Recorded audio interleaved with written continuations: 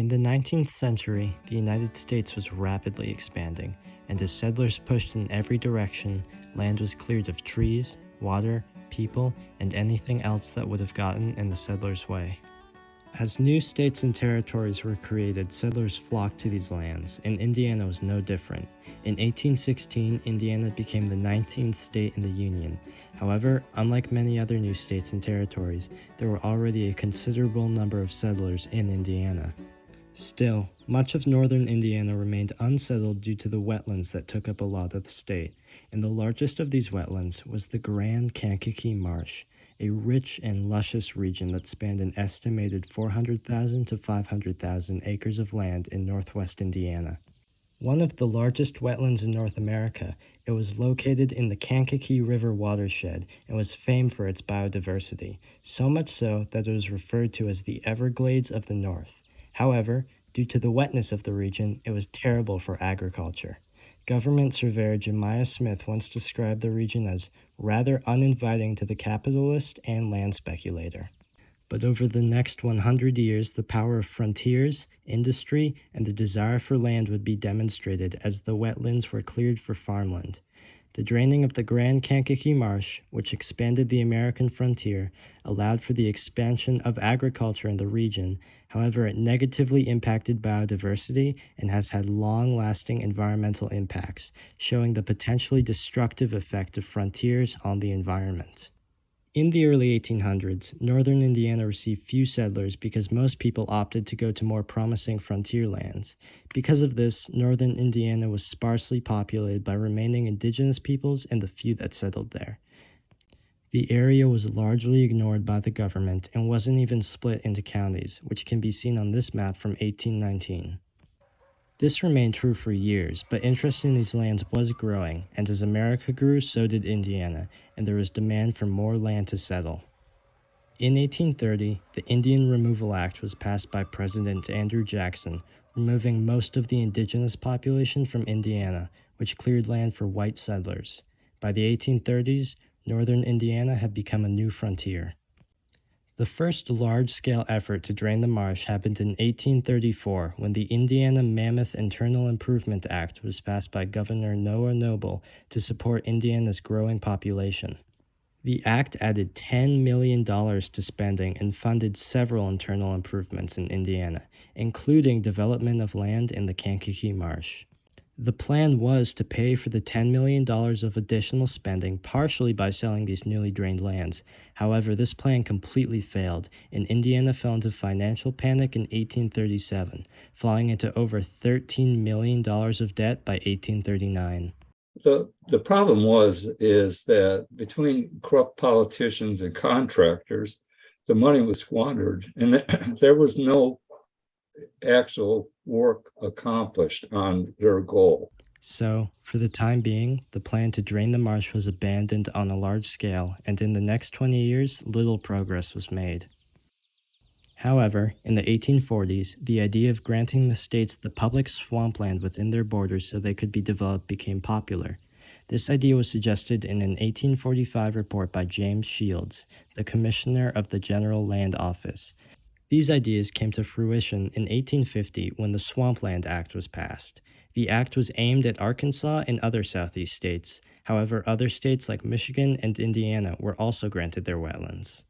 By 1854, the federal government had ceded nearly 10 million acres of wetlands to the state of Indiana. With this land granted to the state, further efforts to drain and develop the marsh could begin. There was little resistance to this work, as few people considered the environmental impact on the Grand Kankakee Marsh, and most people just saw the potential for the development of the land. Most farmers in northern Indiana supported the destruction of the Kankakee Marsh because many of them experienced regular flooding, and draining the marsh would theoretically fix this problem. One man who did oppose the destruction of the marsh was James Maurice Thompson, a former Confederate lieutenant who later became the state geologist of Indiana. He, in the 1880s, wrote a piece that was published in a lot of newspapers warning of the potential disaster and what the damage that could be done and the few gains that could be realized. Most Americans did not heed Thompson's warnings, however, and so work to drain the marsh began. There were several ways in which this was done, and ever-improving technology made it even easier. As steam power saw more use, drainage tiles, which could easily drain subsurface water, could be produced faster, and the ditches required to lay the tiles could be dug more efficiently with machinery. By 1880, 1,140 factories located mainly in Illinois, Indiana, and Ohio manufactured drainage tiles that were used to drain wetlands for farming. By 1882, more than 30,000 miles of tile drains were operating in Indiana. Much of the drainage was done by the Kankakee Drainage Company, a for-profit established in the 1870s that worked to drain marshland in northwest Indiana. The company was employed by individuals, counties, and the state to drain whatever marshland they were paid to with no overarching plan. They did accomplish a lot of what their goals were, but it was haphazard. And there was never any clear, comprehensive plan. In 1894, 75 landowners from the Kankakee Valley met in Chicago to talk over plans for straightening the channel of the Kankakee River and to secure better drainage for 600,000 acres of marshland, as the Chicago Tribune reported. The river would be dredged in order to straighten it, which means to remove sediment from the bottom and sides of the river, deepening it and widening it, and allowing for more water to flow through it.